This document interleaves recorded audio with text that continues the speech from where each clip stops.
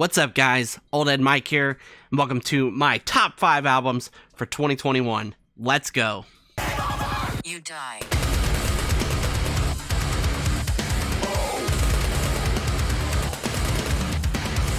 Alright, couple disclaimers first. No, I did not listen to every single release that came out, but I'm very confident in the picks that I do have. Would not be really changed that much. But at the same time, there was so much music that came out this year that was incredible, so the list was kind of hard. If it was top 10, it would be a lot easier. Also, this is only full-length albums. The EPs that have come out this year were also incredible, so that would just make the list so much harder. Stay tuned for a separate video for those specifically. Other than that, let's get into it. So first, I'll say some runner-up. I think runners-up is more proper, but runner-ups makes more sense. I don't know, whatever. So Ice Nine Kills and Era. Ice Nine Kills, great band, obviously. I'm definitely getting into them a lot more. It's mostly that, like I said, my top 5 are just like really in there, you know. If this was a top 10, Ice Nine Kills would have definitely been on it.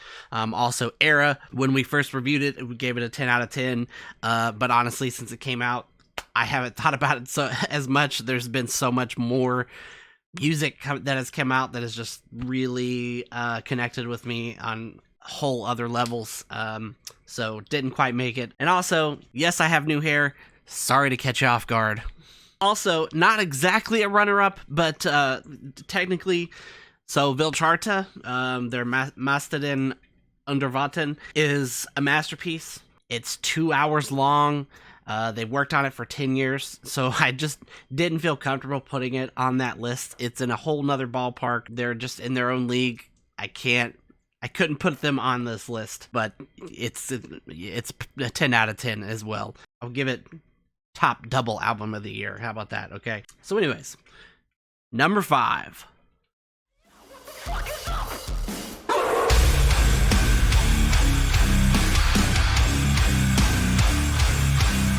I've got Landmarks, Lost on a Wave. Yes, it's Landmarks. I'd say inside thing. If you got a V in your name, I'm gonna fucking pronounce it because it's funny as shit. This band, just found out about them this year. The album just like really caught me off guard. There's like strong hardcore sensibilities that I really appreciated, but they also blend in like so many other genres. There's beatdown feeling. There's like a pop punk song. There's some like French rapping in one. There's just the album is so cool, and the vocals, I love the vocals, very unique.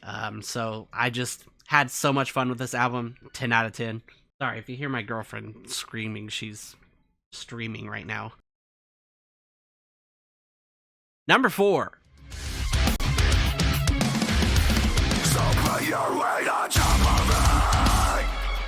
Born of Osiris, Angel or Devil, Angel or Alien, whatever. This album made me care about Born of Osiris again. I hadn't really cared about listening to Born of Osiris ever since the stuff after the Discovery. Discovery's like top tier. This was just very special. Once they started putting out those singles, man, they just really started hitting me. There was so much like old, like that bounce feel that Born of Osiris had, you know, like some Bracelegs style shit, a lot of groove. There's new stuff like the cleans and the synth and everything, just like all mixed in, just really, like, the album's just fun. It's another album that's just a whole lot of fun to listen to, so I definitely am putting them on my top 5. Also felt like, what's their second album? A Higher Place? Straight Higher Place worship. There's so many parts in this album that sounded like A Higher Place, but Higher Place is low on a lot of people's lists because the production is really fucking weird. It's definitely overlooked. That was a weird period of time, like After the Burials, In Dreams is also kind of similar to that. But anyways, so congrats on Boo for getting back on my list, and super excited to hear some more from these guys again now. Number 3.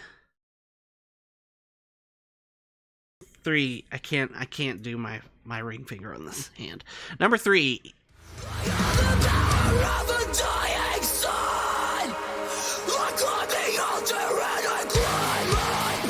Spirit Box, Eternal Blue.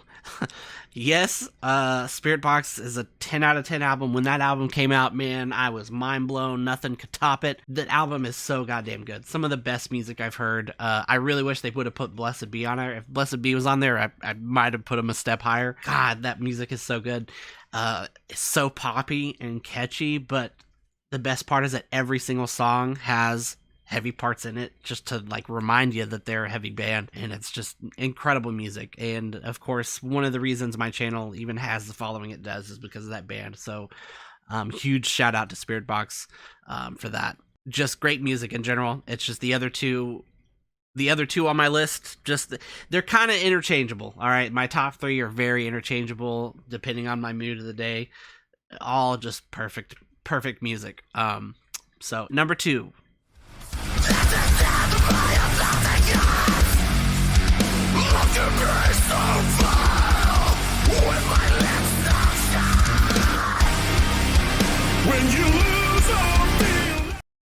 Scion, self-titled. Wow, I never thought I would get some straight metalcore beater Howard Jones again, and boy, Jared Dines and him just surprised the shit out of me this year. Wasn't expecting any of it, and straight nostalgic feels. Perfect for any Killswitch fan, but also it's still fresh and new. Howard Jones is like fucking 50 something or whatever, and is doing the peak vocals, like new vocals that I've never heard him do before on this album. Just insane. And Jared with the riffs, just constantly riffs. Amazing metalcore, you know? And, you know, Killswitch was my first metalcore band, so it's really hard to compete with that. All right, but number 1.